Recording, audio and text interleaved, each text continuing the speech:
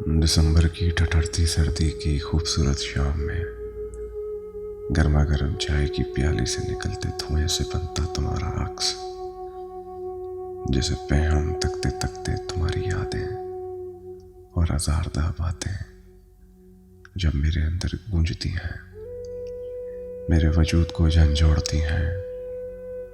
और हकीकत तस्लीम करने की जंग लड़ता मेरा दिल और आंखों में बसे वो नामुकम्मल ख्वाब, जिन्हें तुम्हारी खूबसूरत बातों को सुनते सुनते